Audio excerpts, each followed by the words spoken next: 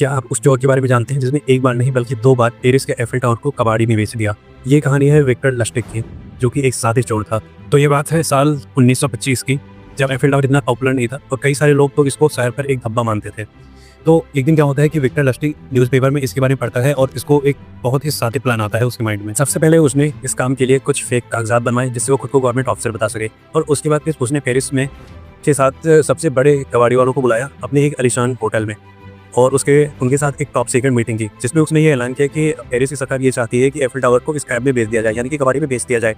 But ये जो सारी चीज़ें हैं वो जनता से छुपकर हो ताकि हंगामा ना हो। इस टॉप सीक्रेट मीटिंग के बाद उसने एंड्रे नाम के एक डीलर को चुना जिसके साथ वो डील करने वाला था। ये डील बिल्कुल ही रियल है, इसको दिखाने के लिए उसने एंड्रे से कुछ रिश्वत की भी मांग की। एक्चुअली क्या था कि एंड्रे काफ़ी इनसिक्योर और काफ़ी लालची था। तो जब उसके सामने ये डील आई तो उसने सूटकेस से भरा हुआ पैसा विक्टर को दे दिया। जैसे ही विक्टर को पैसा मिला वो सारे पैसे लेकर ऑस्ट्रेलिया भाग गया। और उसके बाद फिर जब तक ये चीज़ सामने बाहर आई और एंड्रे को इस चीज़ का पता चला कि ये सब कुछ फेक था, तब तक काफ़ी देर हो चुका था और वो इतना ज़्यादा शर्मिंदा था इस चीज़ को लेके कि उसने पुलिस कंप्लेन भी नहीं की। कुछ टाइम बाद जब विक्टर को इस बात का पता चला कि पुलिस कंप्लेन भी नहीं हुई तो वापस से वो आ गया और उसने दोबारा से प्लानिंग की एफिल टावर को बेचने की। और कहीं ना कहीं इस कहानी से हमें ये सीखने को मिलता है कि सबसे बड़ा हथियार ना तो पैसा है और ना तो ताकत। सबसे बड़ा हथियार आपका लालच है। अगर आप किसी लालच को पढ़ लेते हो तो आप उसको कुछ भी बेच सकते हो, यहाँ तक कि एफिल टावर भी।